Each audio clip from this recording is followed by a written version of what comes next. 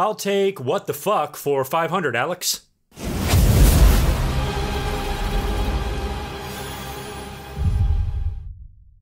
What's going on, everybody? GoodMicWork Commentaries back at you with another Patreon donation video. I hope you guys are ready to get nuts, because we're about to get nuts. This video comes courtesy of the most badass supporter of this channel that we have, our good friend Barry. Barry is at it again. I don't know, dude. This is either the 6th or 7th time you have donated to have a video done. This offer is extended to everybody, by the way. If you would like to donate and help support the channel, any one-time donation of $100 or more on Patreon or on PayPal will get you a video on any wrestling-related topic that you want. And Barry has done this several times. And dude, you have been awesome, and you've picked some great topics over the past few months for me to tackle, and I've really enjoyed them. And a lot of those are going to be in the top right-hand corner of the screen there if you want to check some of those out. Otherwise, you can check down in the description below. I'm going to put all of the other videos that Barry donated to have made. I'm going to put links to those down below, so you can check them all out whenever you have time. As far as this video goes, this is way outside of my comfort zone. I mean, huge. Barry and I exchanged several messages. He even gave me a chance to not do this video knowing that it's going to be something that I'm completely oblivious to, and he's right. But after a couple of discussions, and he even had a backup video idea in mind for me, I told him, I insisted that, hey, if this is the video that you want, I will be more than happy to do it. You've definitely earned it. So this is going to be just a little fun video. If this is not your cup of tea, hey, no big deal. I don't blame you at all. But if you want to sit back and actually just have fun and just talk about some crazy shit for a while, you never know. You might actually enjoy what you hear in this episode, because I'm going to try to make it as fun as possible. But you're not going to have to wait long for me to get back to normal and for me to do wrestling things, because if you are watching this video on the day it is uploaded, December 30th, 2018, later on tonight, I'm having my big live year in review / Q&A episode, and the stream should be a lot of fun. So please join me later on this evening for a lot of wrestling discussion. We're going to hang out. We're going to have fun. I'll probably drink some champagne, and we'll close out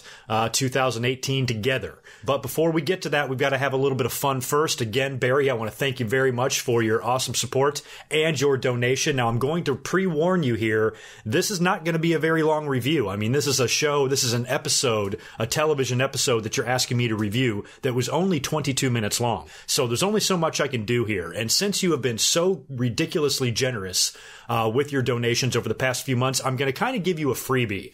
When you and I discussed the second option for me to do here, if I didn't want to do this one, I'm going to put that on the docket. Unless you have a better idea, feel free to DM me over on Twitter. But I'm going to put that other idea you had in my list of videos to do. I'm going to try to get that up, maybe at the end of January, early February. So I'm going to kind of give you, just an extra video that you can choose to kind of make up for the very short review that this is going to be. And by the way, you can follow Barry over on Twitter at BarryMK200. The link is right there in front of you on the screen. Barry also has a YouTube channel. I will put the link to that channel at the very top of the description below if you want to check him out and give him a subscription. While you're here, give me one too. If it's your first time joining me, this is very much not what I do. What you're going to hear in this episode is could not be more opposite than the type of content that I have. But if you still like what you hear, please stick around and subscribe to the channel and give this video a like, because this video is gonna need it, y'all. So hook the video up with a like, and of course follow me on Twitter at GoodMicWork. Give my Facebook page a like. You can buy my merchandise over at Pro Wrestling Tees. The links to all of this crap is in the description below, so thanks for indulging me there. Moving into what we're going to talk about here. Now, Barry, this is an interesting request. Now, you had messaged me. I'm not going to go into detail or reveal any of your private life or anything like that, but one thing you did tell me is that December 30th, today, is a very significant day for you, and it's one that I guess you somewhat struggle through. So this video idea was basically designed to help, cheer you up. So that's what I'm here to do. You revealed to me that this show, Zoe 101, by the way, that's what we're reviewing in this. I don't even think I've mentioned that yet. We are reviewing, I guess it's a Nickelodeon show called Zoe 101. I looked it up. It aired from, I guess, 2005 to 2008, somewhere in there. And I don't even remember this. I never even knew this show existed. I don't even think I knew that Britney Spears had a sister until I saw this girl, and then it kind of triggered something. I'm like, oh yeah, she looks exactly like like Britney. I guess she's the star of the show. And Barry, you said that this was one of your favorite shows growing up as a child. This was a very, very big part of your childhood. Now, this show does not seem like something I can relate to. I'm in my 40s, but what I can relate to is having shows that mean a lot to you as a child. I am an extremely nostalgic person. I mean, very nostalgic. I mean, that's why I'm such a big tape collector and, retro video game collector and VHS tape collector. I just like all that stuff that I have a connection with, from my childhood. So I can appreciate people having, I guess, quote, guilty pleasures, maybe shows that you wouldn't want to advertise that you watch, although Barry doesn't seem to have that problem. So even though, Barry, you may hear some critiques of this show, I might poke fun at it a little bit. I'm only judging it through blind eyes, which is what you said in your message. You just wanted to hear somebody review this show that's never seen it before. So, anything that I say that's unkind about this show, make no mistake about it. I have my fair share of guilty pleasures, and I was trying to think back to when I was this age, when I would have been the age to watch a show like this and what I had back then. And we really didn't have shows like this. There's so many of these teen Disney, Nickelodeon type of shows now. There's so many of them. They all look the same to me. I had never even heard of this Zoe show. So thinking back to when I was a kid, the closest thing we had, and by then I had already outgrown it, was Saved by the Bell. And I always hated that show. I thought it was so stupid. I thought it was so corny, unbelievably unrealistic. What was it? 5 people went to that high school. Everything revolved around them. The jokes were corny and cheesy, and everybody just sucked. The show just sucked.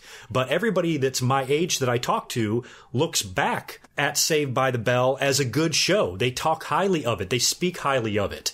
And they say, oh man, that's when TV was good. And I'm like, what the fuck are you talking about? That show was terrible. Now, granted, I was a little bit, I think, too old for Saved by the Bell, but my 2 younger sisters watched it all the time, and they loved it. And I swear, I thought everybody was crazy. I just thought the show was kind of like a high school version of Full House. Just very stupid, corny jokes, not funny, and like I said, extremely unrealistic. No high school is like that. And I kind of saw parallels here in the Zoe show when I did watch this episode, that it was kind of the same thing. Now, I live in Southern California where this show is set, and I will tell you that Southern California high school kids have it very, very different than the rest of the country. I mean, I can't believe, I live right in the neighborhood of the Torrey Pines high school kids, and all these kids are stupid rich. Their parents have shit tons of money. These 11th graders are driving Lexuses to school. It's crazy. So, some of the stuff that's unrealistic about the show, some of it's not. And a lot of these extremely privileged kids that you would see in Saved by the Bell and in this Zoe show is something that I experience here every day in San Diego. So I kind of could relate to it that way. But, it's just a bunch of kids. I don't know what grade these kids are supposed to be in, 10th or 11th grade. Maybe they're seniors in the show. I really don't know. But it definitely wasn't the best acting. Some of the acting was really bad. I was kind of chuckling at it. But, it's not really meant to win any Emmys or fucking Oscars. It's just there to entertain kids. And Barry, I can't remember how old you are, but when this show came out in 2005, so I'm guessing you might have been around the ages of 10 to 12, somewhere in there. But that seems to be the age you would have been when this came out. So, a 10-year-old kid is not going to be able to spot bad acting. You know what I mean? The episode name for this is Wrestling. In case you guys are wondering why I'm reviewing a Nickelodeon show, it actually technically does have to do with wrestling. That's what this entire episode is about. So we'll jump into the beginning here. The show opens up with, I guess, the 4 main characters, or 4 of the main characters in the show. And Barry, forgive me, I only know a couple of the people's names in the show. I know Zoe, of course, who is the star, and then her 2 friends, but I don't remember who these other fuckers are. So she's walking there with a couple of dudes, and they're starting off with a very riveting debate about what's heavier, the world's largest pumpkin or the world's fattest man. And while they're in the middle of debating that, a fight breaks out right in front of them. And that's when I kind of laughed at the acting, like the way they stopped and were like, oh my God, kids are fighting. And then Zoe runs up and breaks up the fight. Fucking Britney Jr. jumps in there and pulls these kids apart. One kid's got a bloody nose. And the whole thing is stopped by the hilariously animated and over-the-top gym coach. This guy was really funny throughout the whole show. And he comes up and breaks the whole thing up. And he's screaming at everybody. And he tells the 2 kids to shake hands and tells the other kid to change his shirt because he looks ridiculous. and then tells Zoe how he saw her manhandle that 8th grader and pull him apart. And he goes, man, you're pretty strong. I want to have you on the wrestling team. And of course, she's like, what? The wrestling team? Oh my God, no way. And he's like, yeah, you got to be on the wrestling team. And she's like, no. And he's like, yes, and no, and yes. And finally, he just badgers her to death and gets her to join. She goes, fine, if you'll stop yelling at me, I'll join the team, whatever. So just like that, Britney Jr. is on the wrestling team. So they cut to her room or her house or wherever the hell she is, and she's hanging out with her 2 girlfriends, and they are Lola and Quinn. I did catch their names.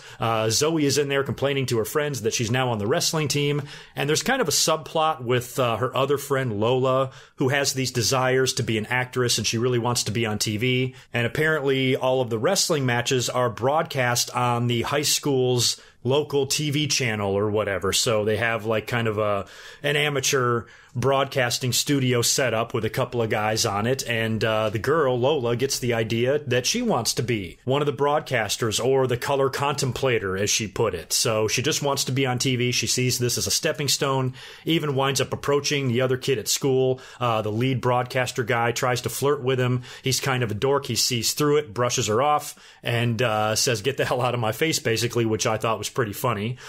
We then get to practice. First day of practice for Zoe. She shows up at the gym.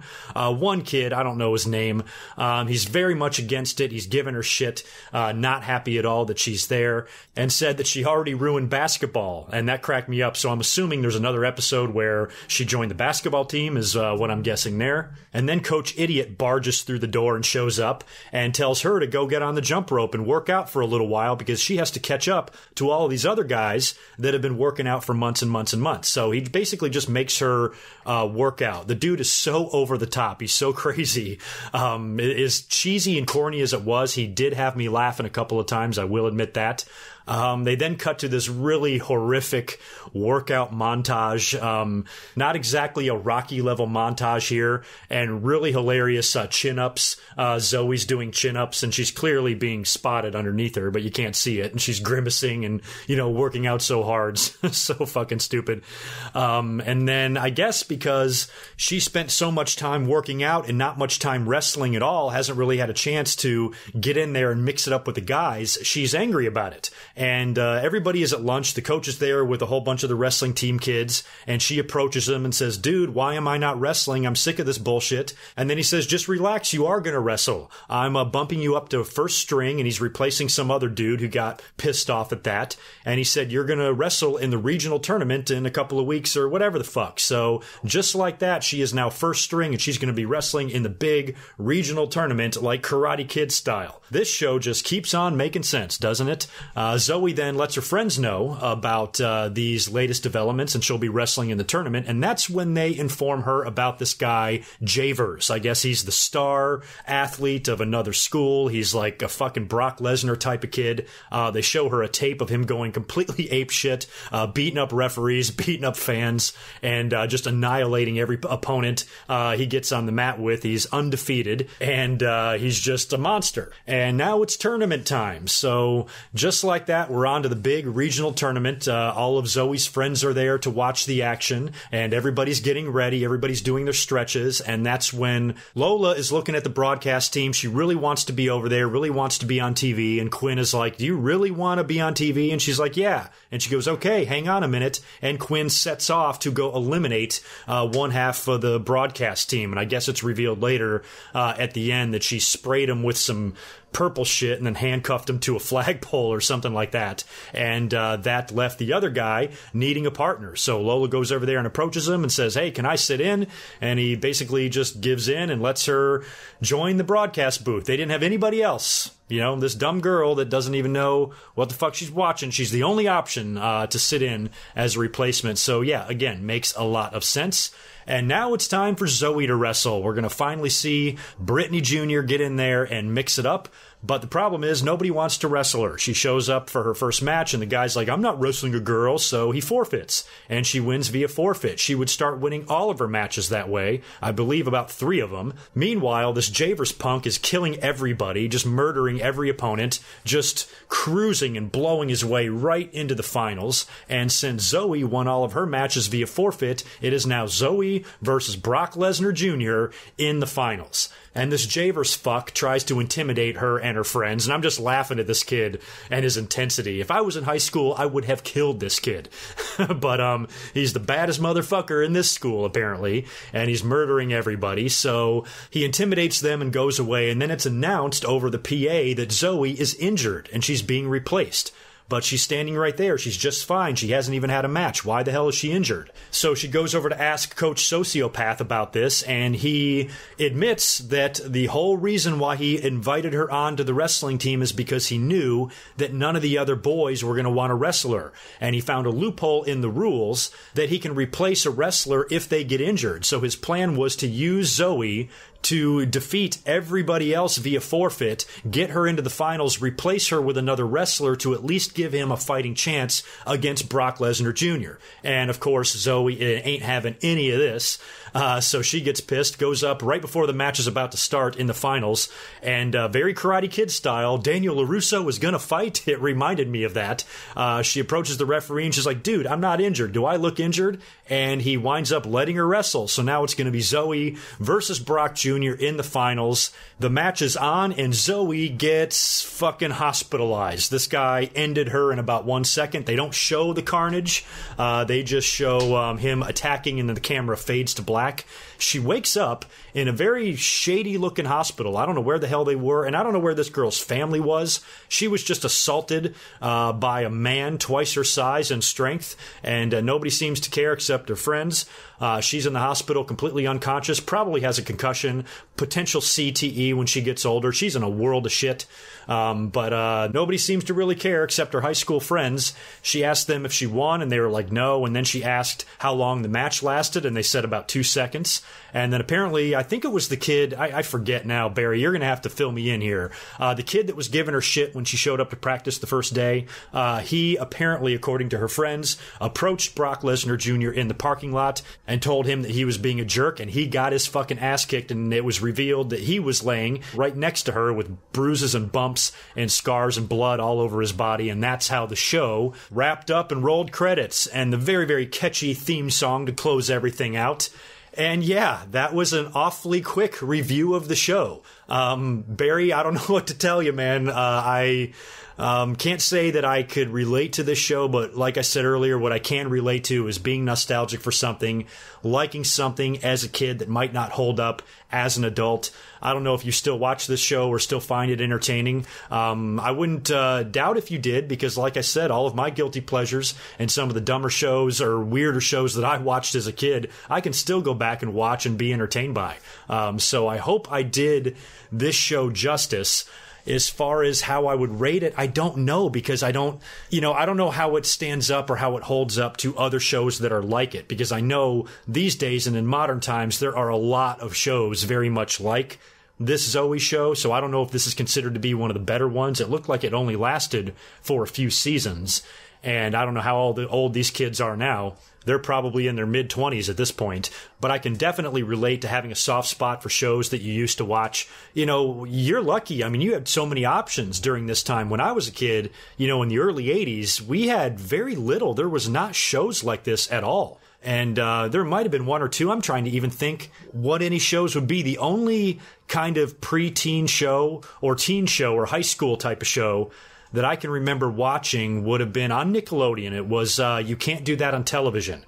It was kind of like a skit show, a variety show. I'm pretty sure that's where the slime on Nickelodeon originated, because if you said something, I can't remember what now, if you said something in the show, you would get a bucket of slime dropped on you from the ceiling, and there was running skits and different things that they did, but the cast was very, very young, probably around the same age that the Zoe cast is. So trying to think back to stuff that I watched that would have been similar to this, we really, at my age, we really didn't have these type of shows. We really didn't. You didn't see this stuff start to arrive until maybe, like I said, the mid-90s, early 90s with Saved by the Bell, and maybe a couple of other shows similar to that. But they weren't really around in the early 80s, at least not to the best of my recollection. I can't remember anything that was even close to this back then. But sometimes you develop a connection to a show and you just stick with it. I've had many shows like that. I've had shows that I've watched that I thought are great and I still love to this day, that are looked back at by critics as bad. Same thing with movies. There's a lot of really bad movies that get horrible reviews that I've always liked. And having a guy like me review this show, Barry, I swear to God, you were the Owen Hart of the IWC, because I swear you were ribbing me. Because if you know me and you watch my streams, you're listening to my videos or podcasts ever, I do mention from time to time how completely out of touch I am with like modern TV shows and modern music. I don't really watch any TV shows. I've missed out on all the great ones. I don't watch Game of Thrones. I've never watched Breaking Bad. There's so much shit that I've missed only because I just don't really have an interest in watching a whole lot of TV. I already do the YouTube channel and everything else. You know, my plate is full, basically. And the same thing with music. You know, I don't know who any of these fuckers are. I don't know who Nicki Minaj is and shit like that. I don't know who anybody is. You know, all I like is my classic rock, the same shit I've always listened to my whole life. I do not expand very much. I don't know any sort of modern bands, and I don't really listen to anything. So I'm completely clueless when, you know, a celebrity gets in trouble or a rapper, you know, has a beef with another rapper. And I'm sitting here like I've never even heard of either one of these two fuckers. So me, of all people, to review a show like this, I thought was interesting. It definitely gave me something different to do on the channel. And I'm not going to lie, Barry, it was fun. It was really, really fun. So best of luck to you today, dude. I know, like you said in your message, today is a very significant day for you. So I hope that this video and the comments below do their job of cheering you up, because you deserve it. You're a great fan, and I'm really lucky to have you.